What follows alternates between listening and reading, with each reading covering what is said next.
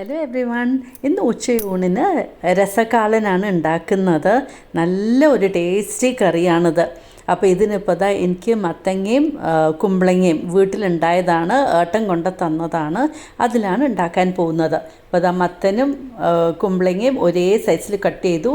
ഒരു 2 പച്ചമുളക് ആഡ് ചെയ്തിട്ടുണ്ട്. കുറച്ച് മഞ്ഞൾപ്പൊടി, പിന്നെ ഒരു 1/2 ടീസ്പൂൺ മുളക് പൊടി ആഡ് ചെയ്തിട്ടുണ്ട്.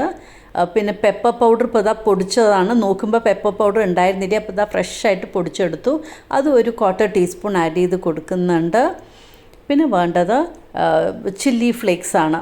അതും ഒരു 1/2 ടീസ്പൂൺ ആഡ് ചെയ്യുന്നുണ്ട്. പിന്നെ ശർക്കര ഒരു 1/2 പീസ്, ഒരു അച്ച് ശർക്കരയുടെ. പിന്നെ തൈര് ഇപ്പോൾ ഒരു 1 സ്പൂൺ ആഡ് ചെയ്ത ശേഷം ബാക്കി ഇതാ വെള്ളം ആണ് കലക്കി ഒഴിക്കുന്നത്. പുളി വേണമെങ്കിൽ നിങ്ങൾക്ക് പുളി ചേർക്കാം. ഞാൻ തൈര് ചേർത്തിട്ടാണ് അത് വെള്ളമാക്കിയിട്ട് ചേർത്ത് ഇങ്ങനെ തിളപ്പിക്കാനായിട്ട് പോകുന്നത്. പാകത്തിന് ഉപ്പും ആഡ് ചെയ്തിട്ടുണ്ട്. ഇനി നമുക്കിത് ബോയിൽ ചെയ്യാനായിട്ട് വെക്കാം. നമ്മുടെ കഷ്ണമൊക്കെ ഒന്ന് വെന്ത് വരണം. അപ്പോൾ ഇപ്പോൾ ഇതാ കൂട്ടയ്ക്ക് റെഡി ആയിട്ടുണ്ട്. ഇനിയിപ്പോൾ ഇത് വെന്ത് വരട്ടെ. ഇപ്പോൾ ഇത് വേവുന്ന സമയത്ത് നമുക്കൊരു അരപ്പ് റെഡിയാക്കാം. അതിന് വേണ്ടിയിട്ട് ഞാൻ ഒരു 3 പിടി നാളികേരം എടുക്കുന്നുണ്ട്. എൻ്റെ കയ്യിൽ ഇതാ ഇങ്ങനെയാണ് ഞാൻ എടുത്തിരിക്കുന്നത്. ഒരു 3 പിടി. എന്നിട്ട് ഒരു പച്ചമുളകും പിന്നെ കുറച്ച് ജീരകവും, ഒരു 1/2 ടീസ്പൂൺ ജീരകവും ആഡ് ചെയ്തിട്ട് നന്നായിട്ട് അങ്ങോട്ട് അരച്ചെടുത്തു. ഇവിടെ നമ്മുടെ കഷ്ണങ്ങളൊക്കെ വെന്തിട്ടുണ്ട്. അതിലേക്ക് ഈ അരപ്പ് ആഡ് ചെയ്ത് കൊടുക്കാം. പാകത്തിന് വെള്ളം, മിക്സി പാത്രം തന്നെ കഴുകി ആ വെള്ളവും ആഡ് ചെയ്യാം. എന്നിട്ട് വീണ്ടും നന്നായിട്ട് മിക്സ് ചെയ്ത് കൊടുത്ത ശേഷം ഒരു 3-4 മിനിറ്റ് വീണ്ടും ഈ അരപ്പിൽ കടന്ന് നമ്മുടെ വെജിറ്റബിൾ ഒന്ന് തിളയ്ക്കട്ടെ.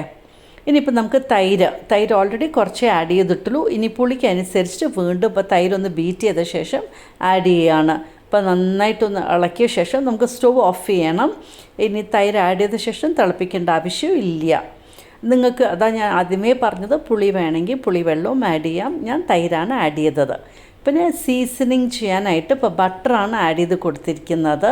ബട്ടർ ഒരു പീസ് ആഡ് ചെയ്തു. കുറച്ച് വെളിച്ചെണ്ണയും ആഡ് ചെയ്തു. എന്നിട്ട് കടുക് ഇട്ട് കൊടുക്കുക.